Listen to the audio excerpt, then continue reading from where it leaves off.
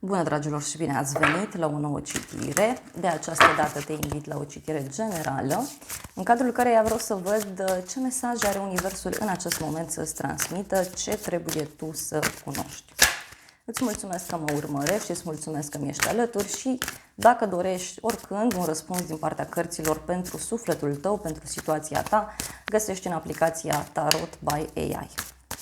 Să vedem. Accesul în aplicație este gratuit pentru toată lumea. Să vedem, dragii mei, mesaje din partea tarotului în acest moment. Bun, văd aici o persoană care are foarte multe lucruri de făcut. Da? Văd o persoană care se simte trădată, se simte mințită. Da? E ca și cum aici este cineva care încearcă să uite o trădare, încearcă să uite ceva ce nu îi place și încearcă să se ocupe de ceea ce are. E ca și cum încerci să îți iei mintea de la o situație care nu-ți place, de la o situație care probabil te-a dezamăgit.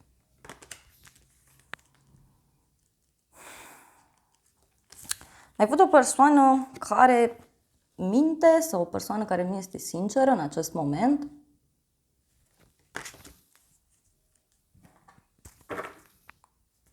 Hai să vedem în continuare.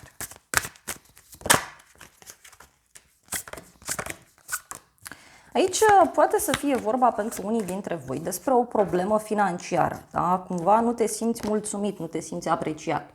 Poate la locul de muncă, poate în general. De asemenea, în unele cazuri văd o problemă aici legată de partea financiară, deci cumva o problemă legată de bani. Pe de altă parte, problema în această situație de aici este că cineva încearcă să mulțumească pe toată lumea și nu prea iese chestia asta. Nu prea iese.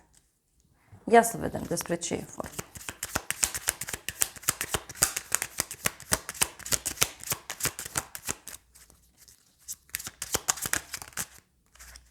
Este ceva legat de o persoană care iubește pe toată lumea sau este o persoană care cumva apare în viața ta, iar dispare. Pe de altă parte, văd că îți investești toată energia în ceva ce te pasionează, în ceva ce ție îți place.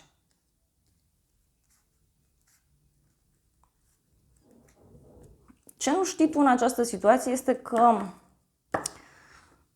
situația asta este pe final, adică cumva nu mai durează mult această stare de indecizie, această stare ciudată și cu siguranță vine în viața ta o perioadă mult mai frumoasă în care vei simți așa ca o primăvară, da? Ca o primăvară frumoasă.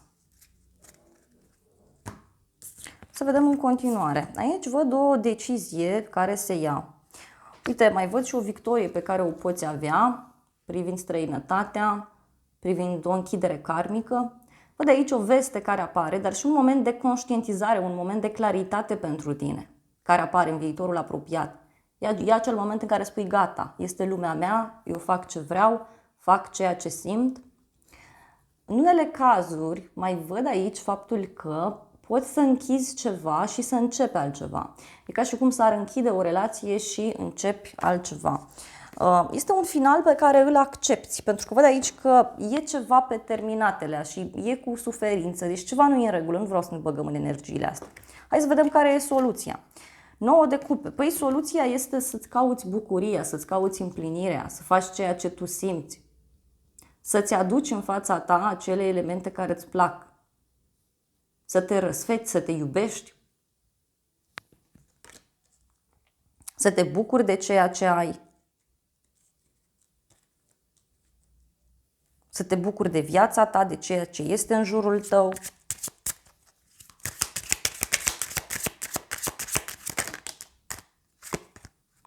Și uite, și să accepti un final. E ca și cum ți se cere să accepti această schimbare, pentru că este cu noroc pentru tine. Să înțelegi că ești norocos sau norocoasă pentru că ești dintr-o situație toxică. Acum, nu vreau să înțelegeți că toată lumea se desparte sau toată lumea își dă demisia sau mai știu eu ce. Este vorba pur și simplu despre finalizarea unei situații ciudate și ca și cum începe altă viață, da? Te muți în altă casă, dai startul unei noi etape într-o relație. Da? Închideți partea aceasta, găsiți soluția și mergeți mai departe.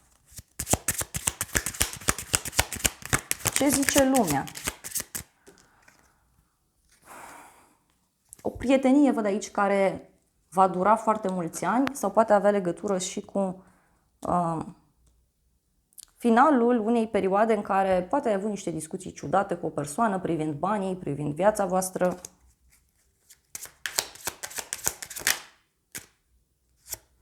Aici, în urma acestei victorii sau în urma acestei hotărâri, se finalizează, așa cum spuneam, o perioadă de ceartă, o perioadă dură, o perioadă mai puțin plăcută din viața ta. Și poate avea legătură cu cariera sau poate avea legătură cu o decizie oficială. Și din nou, uite, finalul, dar e un final pe care îl simți, dar poate nu-l accepti sau poate să fie vorba despre un final legat de o femeie. Să vedem în continuare. Avem regele de spade. Aici văd că poți avea o legătură cu zodii de aer în viitorul apropiat. Gemeni, balanță, vărsător. Văd aici că cineva își face niște planuri, niște strategii, dar mai văd și faptul că tu vei reuși să ajungi la o înțelepciune foarte mare, încât să vezi cu adevărat cum stau lucrurile. Roata destinului. Deci tu aici urmează să ai un noroc foarte mare, fie prin această persoană, fie este un moment în care reușești să-ți duci la bun sfârșit anumite planuri pe care le ai. Și mai văd și o închidere a unei relații cu un inamic sau transformarea acestei relații în prietenie, așa cum ziceam. Este un noroc pe care îl ai printr-o persoană care este ușor șireată, ușor vicleană, poate să fie cineva care este extrem de rațional și nu prea este concentrat pe planul ăsta spiritual, sau cineva care lucrează cu mintea. Hai să vedem despre ce este vorba. Ce este cu regele ăsta de spade? Poate să fie un noroc privind o instituție publică. Uite, e vorba de o schimbare.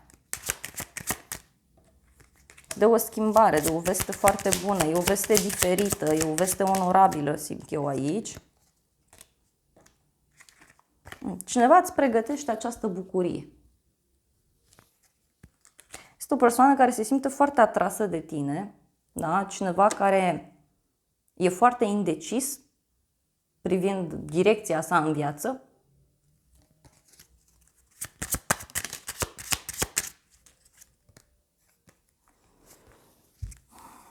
Aici fie cunoști o nouă persoană, chiar dacă ești într-o relație, fie un noroc vine printr-o persoană nouă pe care o cunoști. Și aici nu e neapărat de dragoste, poate să fie un prieten, da?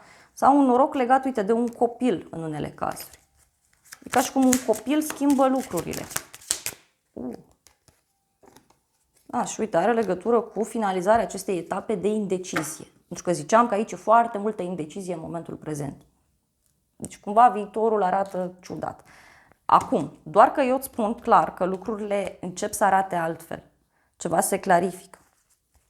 Hai să vedem surpriza în această situație. Surpriza este 6 de spade. Surpriza vine printr-un drum pe care îl faci.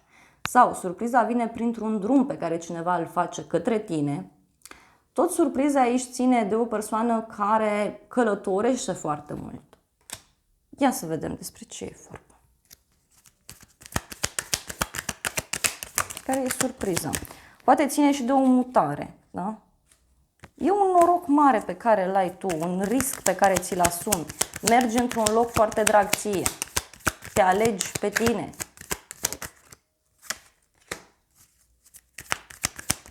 Mergi să-ți faci o bucurie sufletului tău.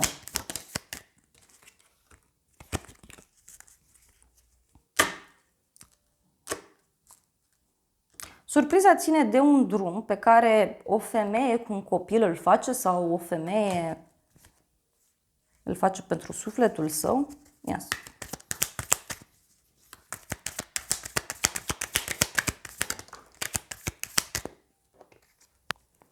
Surpriza este că ție ți se realizează dorința în urma unui drum pe care cineva îl face. Sau un drum pe care tu îl faci. Dar vei avea parte de o surpriză foarte mare aici. Are legătură cu o persoană care e supărată și care are și probleme financiare. Dar, uite, cineva care te dorește, văd aici. O veste de final. Deci, în urma unui drum, aici se închide ceva. Și tu vei afla și vei rămâne foarte surprins. Hai să vedem ce zic îngerii. Îngerii zic să fii atent la acele semne pe care Universul ți le arată. Și Universul îți arată aici niște semne cum că nu trebuie să continui ceva anume. Cel puțin nu în maniera asta de a aborda lucrurile. Iartă și învață. Pe cât vei face pace cu trecutul, pe cât vei ierta, vei uita sau vei învăța lecția și vei lăsa în urmă situația respectivă, omul respectiv, pe atât îți va fi bine în momentul prezent. Asta zic îngerii. Fie trebuie să-l ierți pe omul ăsta, fie trebuie să înveți o lecție. Pentru că văd aici o adicție, văd aici o relație toxică. Cineva e dependent din punct de vedere emoțional. Și iar aici și vacanța asta, drumul ăsta.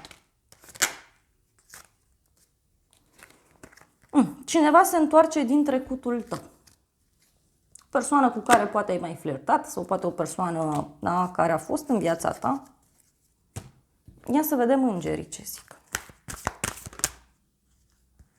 Îngerii spun că partea aceasta de credință a ta este foarte importantă în acest moment. Și că nu trebuie să-ți pară rău de absolut nimic. Pur și simplu ți se cere să accepti ceva anume. Să rămâi pozitiv. Deci asta îți transmit îngerii. E foarte clar mesajul. Deci trebuie să faceți pace cu trecutul. Și îngerii spun așa, să afli mai multe informații. Fie despre persoana asta, fie despre relația aceasta. Da? Te apuci și vorbești cu partenerul mai serios sau te apuci și întrebi prieteni, întrebi în jurul tău, vezi ce-i cu omul ăla, că ceva aici nu e în regulă. Poate ți se cere, știu eu, să mergi undeva, să cauți o soluție cumva, poate la un terapeut sau la o persoană specialistă, pentru că eu văd aici multe oportunități pe care le ai, văd multă abundență, doar că trebuie să acționezi tu.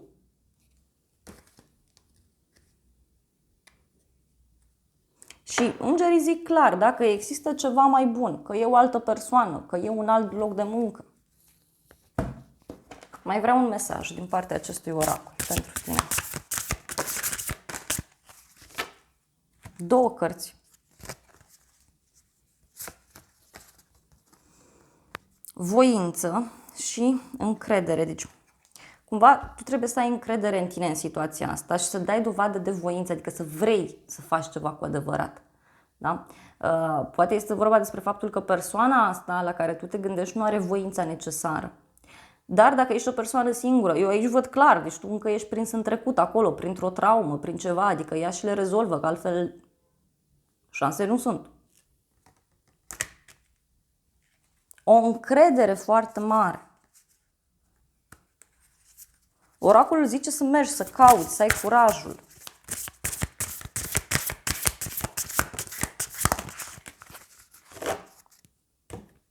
Să-ți lași spiritul să te ghideze. Da? Să ai compasiune față de cineva, că omul ăla poate nu te-a mințit cu un rost, poate a vrut să te protejeze de niște lucruri sau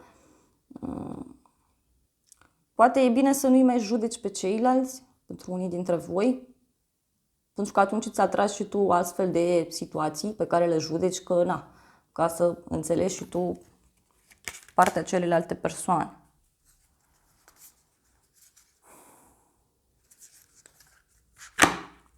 Dragilor, mai iau un singur mesaj din partea acestui oracol.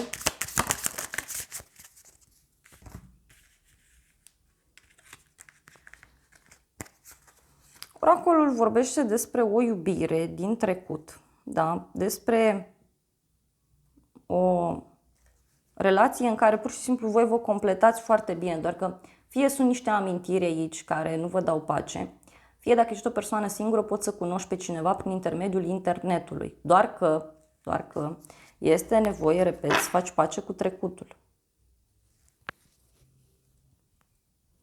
Vrei să te eliberezi aici, dar oricum ar fi, văd că vei reuși, iar pentru cei singuri poate să apară cineva în viitorul apropiat, foarte curând, o zi, o săptămână, maxim o lună, dar pentru cei care sunteți într-o relație aici, văd o resetare a relației, cumva, nu știu, mergeți la următorul nivel, se clarifică lucrurile sau dacă nu mai funcționează absolut deloc situația, atunci este clar vorba despre un final.